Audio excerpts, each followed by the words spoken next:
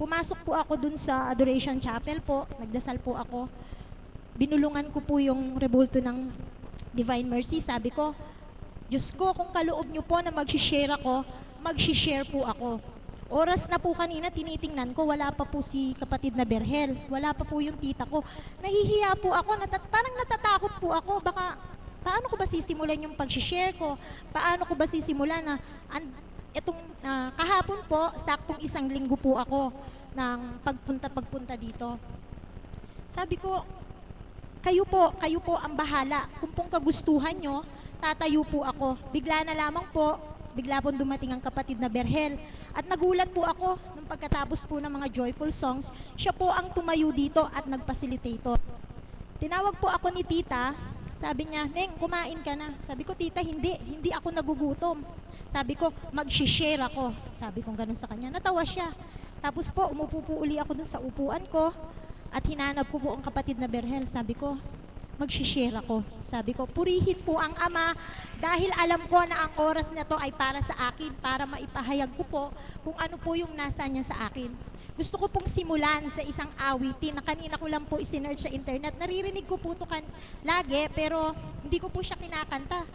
Pero kanina po, napagnilayan ko na kantahin mo to bilang panimula kung paano dadaloy sa iyo ang lahat ng sasabihin mo mamayang pagtayo mo sa banal na dambana. Para po sa inyo at para po ito sa mahal na ina. Minsan ang buhay ay isang awit ng galak at mayroong liwanag na tatanglaw sa ating pagyapak.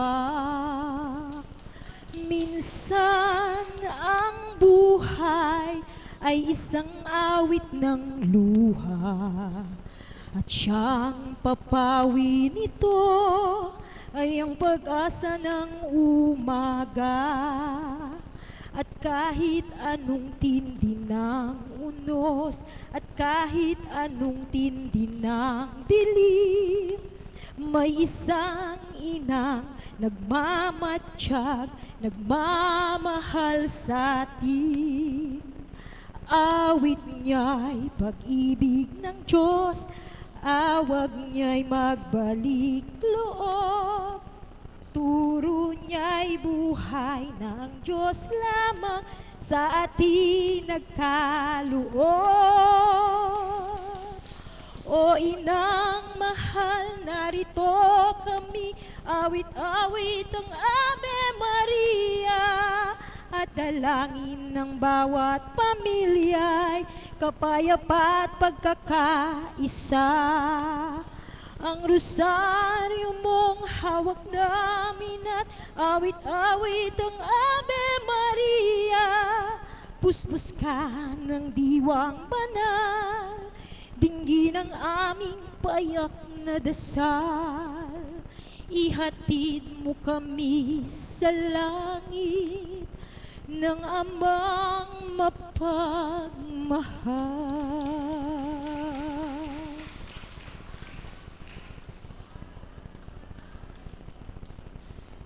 Sa totoo po, kinakabahan po ako Kasi po, narinig ko po kanina sa kapatid na Tita Mirna, sabi niya, ang kaba at ang pag-atras, kaduwagan. Pinipilit po ng demonyo, ng diablo, na hindi po ako makaawit, kaya po ako kinakabahan. Pero praise God, purihin po ang Ama, natapos ko po. Alam niyo po ba na 2008 po, nang una po akong magpunta dito. Kasi po, isa po ang nanay ko sa napagaling po dito sa dambanang ito. Nasa ibang bansa po ako noon nung na-stroke po ang nanay ko. Tumawag po yung mga tita ko, sabi niya, Neng, kumbinsin mo nga yung nanay mo na pumunta doon. Sabi niya ganon. Dahil po nasa ibang bansa po ako, natatakot po yung nanay ko na hindi sumunod sa akin. Hindi ko po siya papadala ng pera pag hindi po siya nagpunta dito. Sabi ko po, nanay, pumunta ka doon, wala namang mawawala. Sabi po ng nanay ko, o sige, pupunta ako. Batid ko po na hindi po yun ang gusto ng nanay ko. Sumunod lamang po siya sa dikta ko po at sa dikta po ng mga tiyahin at lola ko. Sa madaling salita po, hinatid po nila dito. Nung pong turn na niya, na siya na po yung babasbasan ni Apo, ang sinabi po ng Apo sa kanya, umuwi ka, hindi ka ganap na nananampalataya. Sabi po niya. Nagulat po yung nanay ko. Sabi niya, pinapunta-punta ako doon, tapos hindi naman, pauuwiin lang pala ako. Sinabi ko po sa nanay ko, Ma, magbalik ka. Pag nilayan mo, tatawagin ka uli niya kapag bukas na yung puso at kaisipan mo. Bumalik po ang nanay ko, nagbanyos po siya. Araw-araw po umuwi po sila ng tatay ko mula po dito, papunta po ng San Simon. Pinagtiyagaan po ng tatay ko na maidala dito ang nanay ko. Purihin po ang ama, ngayon po nakakapaglakad po ang nanay ko. Nakakapagluto po siya dun sa kantin namin. Nung pong last week, nagkaroon po ng konting problema sa pamilya namin. Pero yung po kasing problema na yun, kung tutuusin po, bakit po ako nagkaganon? Medyo nagtalo lang yung nanay at tatay ko, na-stress ako. Pero hindi po yun eh, mula pa po dati, kinikimkim ko po yung munting nakikita kong nangyayari sa bahay namin. Yung tipong malate ka lang ng gising, nagbubunganga na. Aalis ka, sisimba ka, pagdating mo, nagbubunganga na naman. Parang, ang pagpunta ko po sa simbahan, kahit saang lugar po, dumadayo pa po kami kung saang lugar. Pero dito ko lang po pala masusumpungan, mararamdaman. Pagtunog pa lang po ng piano, tumutulo na po yung luha ko. Dati po, dati pong naunang first time po ako nagpunta dyan, di po ba nagyayapak? Sabi ko sa asawa ko, Uy! Sabi ko, nagtatanggal ng tsinelas. Tabi mo yung tsinelas ko kasi kako mahal yan. Ang yabang ko po. Sabi ko, baka mawala. Hindi ko po naisip na mas marami pa po pala sa akin na mas may mahal na tsinelas. Pero po na ipagkakatiwala nilang iwan doon. Pagbalik, wala pong nawawala. Ang yabang-yabang ko po, pero sinasabi po ng mga tiyahin ko, mabait daw po akong anak. Yung una pong nagbagahagi, wala pong anak. Sumunod po si tita, wala din pong anak. Coincidence po ba? Napangatlo po ako. 34 years old na po ako, wala pa rin po akong anak. Nagkaroon po ng kasagutan. Sila po may mga pamangkin na inaalagaan. Siguro po ako, ang mission ko, alagaan pa po yung nanay ko. Dahil alam ko, may karamdaman pa rin po siya. Naisip ko po, minsan po, di po ba nakakapagod yung feeling mo, ginagawa mo na yung lahat. Binibigay mo na yung lahat.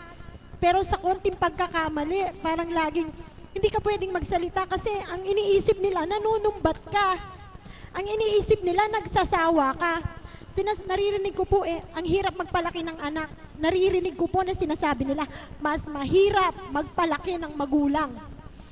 Pero ngayon po, sabi ko po kanina, mamaya po uuwi po ako sa bahay. Sabi ko, ang unang-unang gagawin ko, pagkababa ko ng sasakyan, hahalikan ko yung nanay ko at yayakapin ko siya. Bakit po? Kasi po, sa isang linggo ko pong pag-i-stay at pagpunta dito, yung pong stress, yung pong galit, yung pong hinanakit, ramdam ko po ngayon, wala na po yun. Napapalitan po yun ng pag-unawa at pagmamahal. Ngayon ko po higit na napagtanto na kaya siguro yung nanay ko medyo makulit sa mga gamot na iniinom niya. Pero tinataas ko po sa Ama na isang araw po ang nanay ko muli po siyang iluluwa ng banal na pinto ng dambanang ito para maakay ko po siya, madala po uli dito at magbalik loob sa Ama. Yun po yung sinasabi ko, isa sa mission ko at gagawin ko po yun. Sa isang linggo ko po dito dumating po ako dahil sinundo po ako ni tita. Ako po yung binabanggit ng kapatid na Berhel at ng kapatid na tita Mirna na nagkasakit. Tinatanong ko po yung sarili ko. Sabi ko, bakit ako nandito? Yung side ng asawa ko, puro mga doktor. Mayroong dentista, mayroong manggagamot sa mata, mayroong nanggagamot sa puso. Pero naisip ko po ngayon, may gamot po ba sa galit? May gamot po ba sa stress? May gamot po ba sa hinanakit? Yun po yung umaalipin sa puso ko kung bakit po ng gabing yun, parang idinikta po sa anang isip ko sa katawan ko. Huwag kang magsalita. Pabayaan mo sila. Parang pinatay po ng isip ko yung diwa ko na puro na lang stress. Puro na lang ganyan. Sa kabila ng pinapakita mong kabutihan, sa kabila ng lahat ng mga binibigay mo para mapasaya mo sila, ganyan pa yung isusukli nila sa iyo. Sa madaling salita po, sinundo po ako ni tita, dinala po ako doon. Naririnig ko po, aware po ako kung ano po yung nangyayari. Dinidiktahan lang po ng puso ko yung katawan ko na huwag kang magsalita. Magalit ka, mainis ka, baka sakali maintindihan ka nila. Yun po yung totoong nangyari. Pinuntahan po ako ng kapatid na Berhel. Maldita nga po eh. Nagtaas lang po ako ng kilay nung nandyan na siya sa tabi ko. Tinapik-tapik niya po ako. Sabi niya, ate, sabi niya, ano ba nangyari sa'yo? Sabi niya pong gano'n sa akin. Sabi ng isip ko, sino ba yung Berhel na yan? Hindi ka rin niya kayang papagsalitain. Sabi niya, pero po, nung nangusap po, ang salita niya, ate, huwag mo akong tingnan bilang ang pinsan mong si Berhel.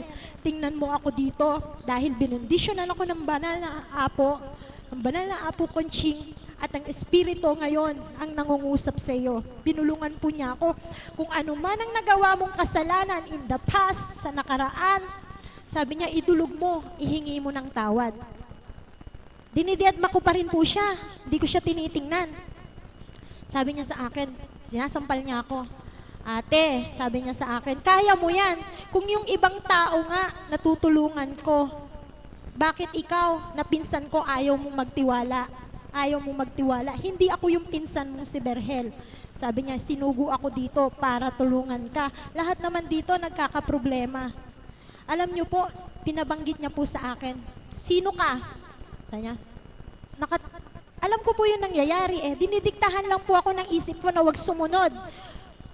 Dinidiktahan po ako ng isip ko na parang i-paralyze ko yung buong katawan ko para matauhan yung mga nagbibigay sa'yo ng stress na yan. Hindi po ba ang demonyo o ang diablo ang nag-uudyok sa akin?